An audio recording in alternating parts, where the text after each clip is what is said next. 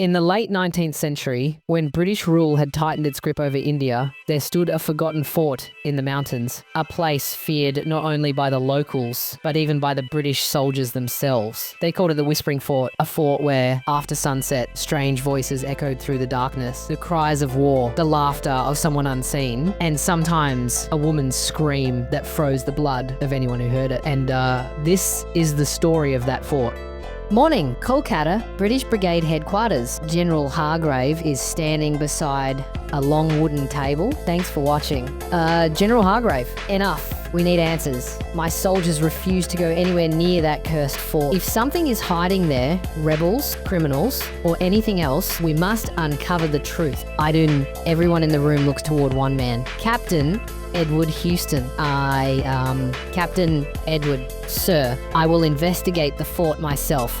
I promise to bring the truth back. And this is that of a General Hargrave. Very well, 2 men with you. And Captain, be careful. That fort has a history no one understands. 1, Edward nods and leaves. 3 days of traveling through harsh mountains. Edward, along with soldiers Martin and Samuel, reaches a silent village named Rudrapur. Create night. The villagers avoid eye contact. Fear hangs in the air like smoke. Gotta have. Edward approaches an old man. I think which 4, if you wanted to do Edward, we need to know about the fort. What happens there?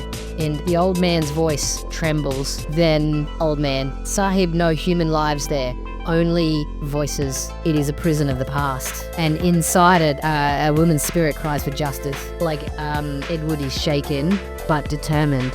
Entering the fort, night falls. The 3 soldiers walk toward the giant fort, standing alone at the mountain's peak.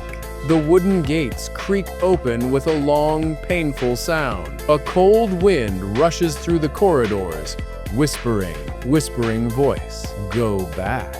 Martin tries to light a lantern. The flame flickers and dies. Martin, sir, something's wrong here. Edward, keep moving. We're close. Their footsteps echo in hallways that seem to shift and change. Doors shut on their own. Somewhere far away, they hear the sound of bangles breaking. Discovery of the diary. Inside a dusty chamber, they find a locked wooden box. Edward smashes it open. Inside lies an old diary. The pages have turned yellow with age.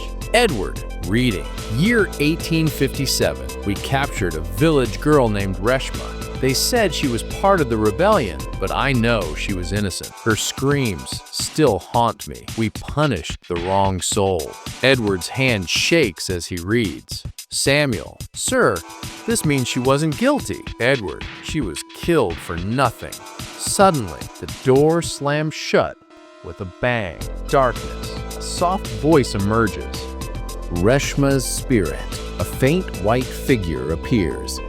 Long hair, white dress, eyes full of pain. Reshma, ghostly voice. Listen to me. Edward steps forward carefully. I was innocent. I tried to protect my people, but they blamed me, and they ended my life in this very fort. Edward whispers, how can we help you? Reshma points toward a hidden wall. Behind it lies a small wooden trunk, her broken bangles, a torn cloth, and a letter signed by the villagers, proving her innocence. Reshma says, clear my name, and I will finally be free. Her voice echoes, shaking the walls. Back to the British office. The next morning, Edward storms into the headquarters. General Hargrave, you're telling me a spirit spoke to you? Captain, this is nonsense, but Edward stands firm. Sir, we punished an innocent woman. If we claim justice, then we must give it to her. Silence fills the room.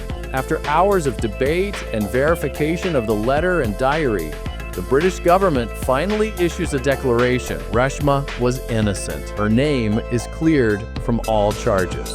The final night. Edward returns to the fort at night. The atmosphere is strangely calm. Reshma's spirit appears once again, but this time there is peace on her face. Reshma, thank you, Captain. You gave me justice, and freedom. A bright light surrounds her.